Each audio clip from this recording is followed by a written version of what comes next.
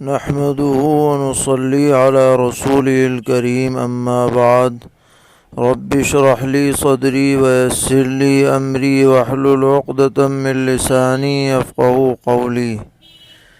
دینی رہنمائی کی مجلس نمبر 219 میں سبھی سامعین کی خدمت میں السلام علیکم ورحمۃ اللہ وبرکاتہ عرض ہے۔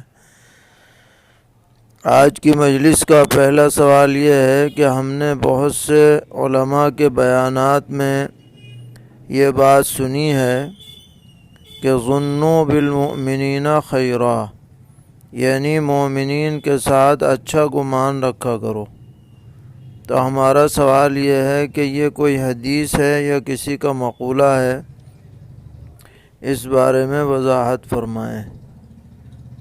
جواباً عرض ہے کہ ان الفاظ سے کوئی روایت ہماری نظر سے نہیں گزری تلاش کے باوجود، البتہ اس جملے میں جو مضمون بیان ہوا ہے وہ قرآن پاک کی ایک آیت سے ماخوذ ہے۔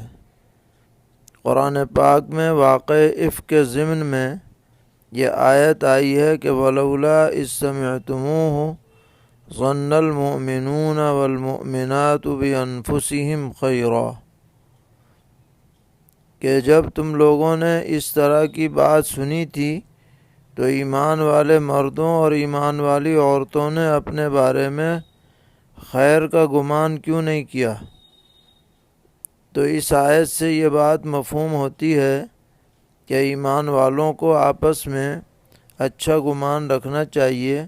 البتہ یہ الفاظ جو آپ نے ذکر کیے ہیں کسی حدیث میں نظر سے نہیں گزرے۔ سوال کرتے ہیں کہ اگر کسی کے گھر کے آنگن میں کتا یا بلی روتے ہوں تو کیا وہ قبر کے عذاب کو سن کر روتے ہیں جیسا کہ لوگوں میں مشہور ہے؟ جواباً عرض ہے کہ اگرچہ بخاری شریف کی بعض روایات میں عذاب قبر کے سلسلے میں یہ بات موجود ہے کہ جانور اسے سنتے ہیں، الفاظ ہیں انہم یعذبون عذابا تسمعہ البہائم، بخاری شریف 6366 نمبر کی حدیث ہے کتاب الدعوات میں۔ اس سے اتنی بات تو معلوم ہوتی ہے کہ چوپائے قبر کا عذاب سنتے ہیں، لیکن یہ کوئی قاعدہ کلیہ نہیں ہے کہ ہر چوپایا سنیں اور ہر وقت سنیں، بلکہ یہ اللہ تعالیٰ کے حکم اور اذن پر موقوف ہے۔ خاص طور پر وہ کتے بلی جو گھر کے آنگن میں ہیں، قبروں سے دور ہیں، ان کے بارے میں یہ عقیدہ رکھنا کہ یہ جو رو رہے ہیں یہ کسی قبر کے عذاب کی وجہ سے رو رہے ہیں، یہ علی الاطلاق بے دلیل بات ہے۔ ایسی باتیں نہیں پھیلانی چاہیے۔ اتنی بات حدیث سے معلوم ہوتی ہے کہ بہائم اور انسان اور جنات کے علاوہ دیگر مخلوقات سنتے ہیں۔ قبر کے عذاب کو اللہ تعالیٰ ان پر واضح فرما دیتے ہیں، لیکن جب اللہ کا حکم ہوگا جبھی واضح ہوگا ہر جگہ کے لیے، کیونکہ یہ غیب کی باتیں ہیں اور غیب پر اللہ تعالیٰ ہی جس کو مطلع کرنا چاہے وہ مطلع ہو سکتا ہے۔ سوال کر رہے ہیں کہ اگر ماں باپ مشرک ہوں تو ان کے لیے تو استغفار کرنا درست نہیں ہے، جیسا کہ قرآن و حدیث سے معلوم ہوتا ہے، لیکن ہمارا سوال یہ ہے کہ اگر ماں باپ شیعہ ہوں تو ان کے لیے استغفار کا کیا حکم ہے؟ جواباً عرض ہے کہ شیعوں کے کئی فرقے ہیں اور ان کے عقائد میں بڑا اختلاف ہے۔ اگر کسی شیعہ کا عقیدہ اسلام کے متواتر عقائد کے خلاف ہو اور وہ اسلام سے خارج قرار دیا گیا ہو تو اس کے لیے استغفار نہیں کیا جائے گا، اور اگر ایسا عقیدہ ہے جو اسلام کے بالکلیہ خلاف نہیں ہے، اس طرح کا عقیدہ کوئی شیعہ رکھتا ہے تو پھر استغفار کیا جا سکتا ہے، تو اس کی تحقیق ضروری ہے۔ سوال کرتے ہیں کہ گرگٹ مارنے کا کیا حکم ہے، اور کیا اس حکم میں گھروں میں رہنے والی چھپکلی بھی شامل ہے؟ جواباً عرض ہے کہ حدیث میں گرگٹ مارنے کا حکم آیا ہے، اور اس کے لیے وزغتن یا وزغن کے الفاظ آئے ہیں، اور لغوی اعتبار سے اس کے اندر گرگٹ بھی شامل ہے، اور اس کی نسل کے جتنے جانور ہیں وہ بھی شامل ہیں۔ اس میں گھر میں رہنے والی چھپکلی بھی ہے، اس کو مارا جا سکتا ہے، اور اس کو بھی مارنے پر ثواب کی امید ہے۔ سوال کرتے ہیں کسی کو رخصت کرتے وقت ہاتھ کے اشارے سے ٹاٹا بائی بائی کہنا کیسا ہے؟ جواباً عرض ہے کہ رخصت کرتے وقت سلام کرنا چاہیے، یہی اسلام کا شعار ہے، اور یہ ٹاٹا بائی بائی کہنا یہ غیروں کا طریقہ ہے، اس سے بچنا چاہیے۔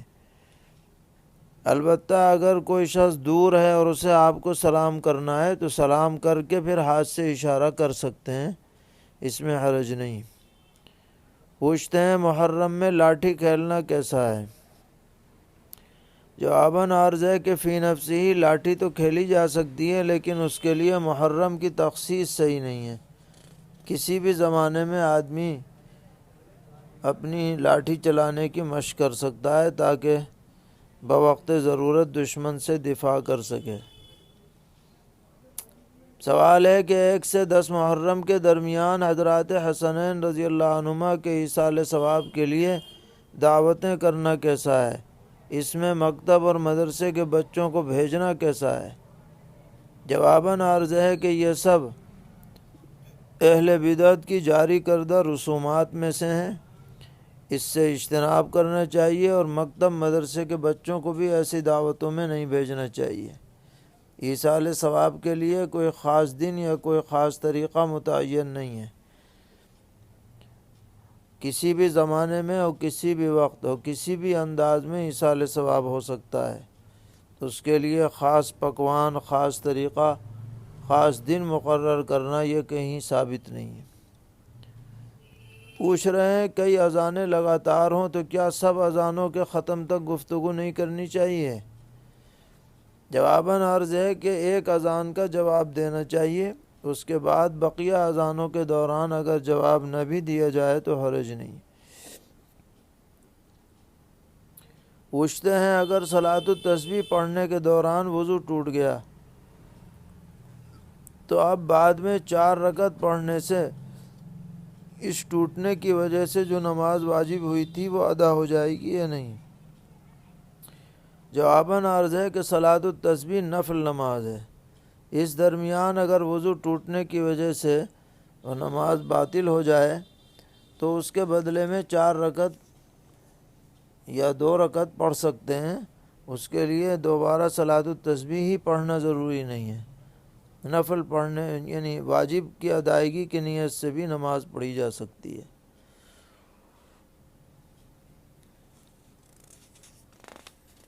سوال کر رہے ہیں کہ کچھ لوگ سفر میں کہیں کسی شہر میں جا کر ٹھہرے اور ان کا قیام ایک مکان میں ہے، وہاں سے مسجد کافی دور ہے، تو کیا وہ اس مکان میں جمعے کی نماز ادا کر سکتے ہیں؟ جواباً عرض ہے کہ اگر یہ اتنی بڑی آبادی ہے جہاں جمعہ کا قیام درست ہے اور جس جگہ یہ لوگ جمعہ پڑھ رہے ہیں وہاں لوگوں کے آنے جانے میں کوئی رکاوٹ نہیں ہے، اذن عام ہے، تو جمعہ کے دن وہ جمعہ کی نماز جماعت سے ادا کر سکتے ہیں، شرعاً اس میں کوئی حرج نہیں، شرائط جمعہ پائی جانی چاہیے۔ سوال ہے کہ اگر کوئی شخص جماعت کی نماز کے دوران مسجد میں صف کے اندر داخل ہوا اور اس کے آنے کی وجہ سے قریب والے نمازی نے دوران نماز اس کے لیے صف میں کشادگی کر دی، تو اس مقتدی کی نماز کا کیا حکم ہے؟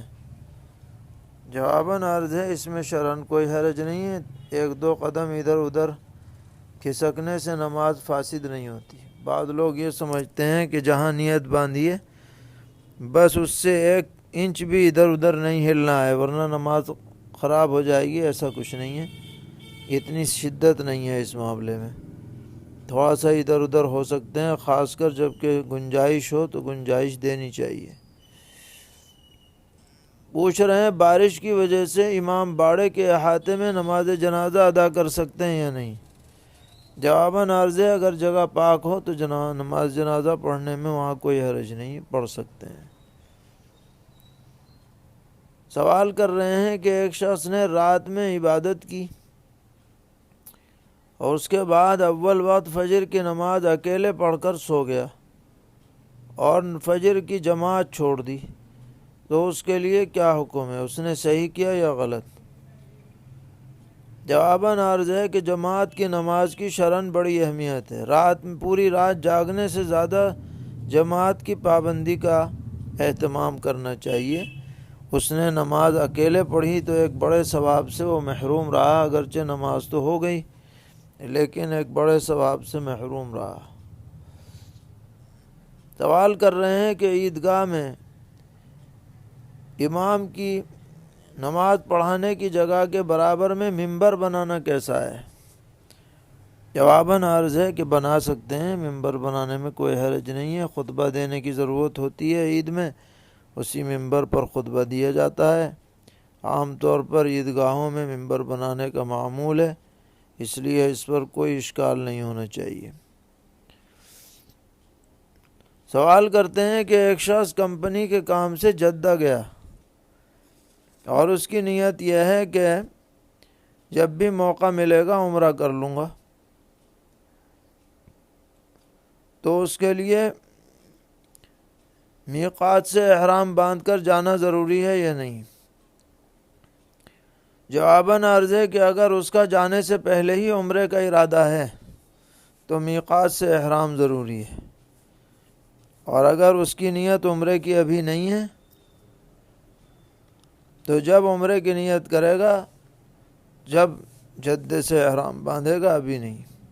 اور بہتر یہی ہے کہ وہ جاتے وقت عمرے کی نیت نہ کرے بلکہ صرف جدے کی نیت کرے، یا یہ نیت کر لے کہ جب میں عمرے کو جاؤں گا تو پہلے مدینے جاؤں گا، پھر وہاں سے احرام باندھ کر عمرے کو جاؤں گا، تو پھر کوئی پابندی نہیں ہوگی۔ پوچھتے ہیں ایک حاجی صاحب نے عرفات میں لگے ہوئے نیم کے پیڑوں کی پتی توڑ کر مسل دی، تو ان کے لیے کیا حکم ہے؟ جواباً عرض ہے کہ اس پر کوئی جنایت لازم نہیں ہے، کیونکہ یہ نیم کے درخت خودرو نہیں ہیں بلکہ حکومت کے لگائے ہوئے ہیں، اور جو پیڑ کسی انسان کے لگائے ہوئے ہیں باقاعدہ، ان کے توڑنے سے کوئی جزا لازم نہیں آتی، باقی بلا وجہ توڑنا نہیں چاہیے، یہ الگ بات ہے۔ پوچھ رہے ہیں ساتھیوں نے مشورہ کیا کہ جو تہجد کی نماز نہیں پڑھے گا وہ ساتھیوں کو 2 لیٹر پیپسی کی بوتل پلائے گا۔ جواباً عرض ہے کہ یہ کوئی نظر یا منت کی صورت نہیں ہے کہ اس کا پورا کرنا لازم ہو شرعی اعتبار سے، بس یہ ایک وعدہ ہے، جو اپنے وعدے کو پورا کرنا چاہے وہ پورا کرے۔ پوچھتے ہیں مرد کا اپنی ران دوسرے کے سامنے کھولنا کیسا ہے؟ جواباً عرض ہے کہ ران بھی سطر میں داخل ہے، بلا عذر شرعی کے دوسرے کے سامنے کھولنے کی اجازت نہیں ہے۔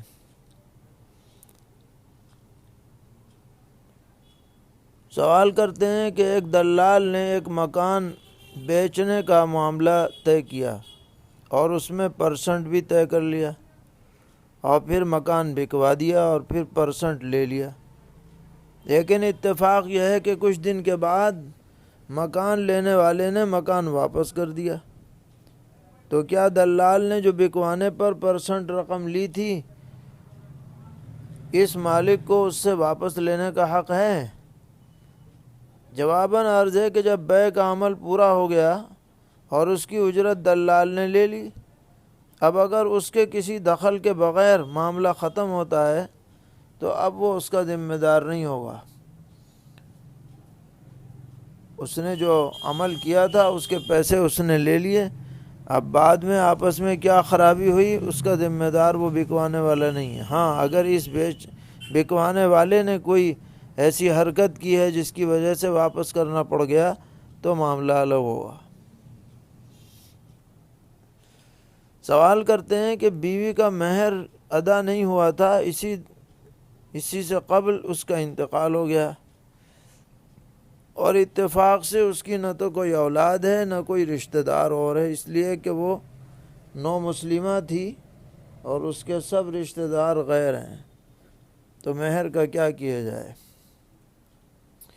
جواباً عرض ہے کہ یہ مہر اس کے ترکے میں شامل ہوگی، اور ترکے میں استحقاق چونکہ کسی اور وارث کی موجودگی نہیں ہے، صرف یہی شوہر اس کا وارث بن رہا ہے، تو شوہر لے سکتا ہے مہر کی رقم بطور وراثت اپنے استعمال میں لا سکتا ہے، اور یہ بھی ہو سکتا ہے کہ یہ رقم کسی مسلم تنظیم کو دے دی جائے،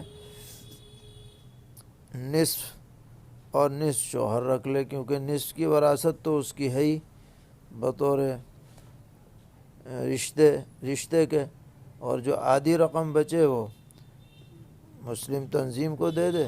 اور بعض حضرات نے کہا ہے کہ ایسی صورت میں خود شوہر بھی رکھ سکتا ہے۔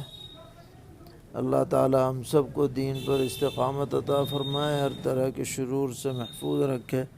وصلی اللہ تعالی علی خیر خلقہ محمد وآلہ وصحبہ اجمعین برحمتک یا ارحم الراحمین۔